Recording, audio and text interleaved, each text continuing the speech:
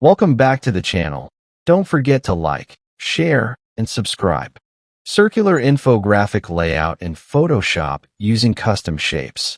I begin by opening a square canvas for circular composition. Then I draw a large circle shape to act as the infographic base.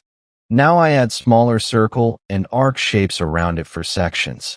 Next, I space each section evenly to maintain clarity. After that, I apply different colors to separate information visually. I adjust alignment so everything follows the circular flow. Then I zoom out to review readability and spacing. Finally, I refine proportions until the infographic feels well structured.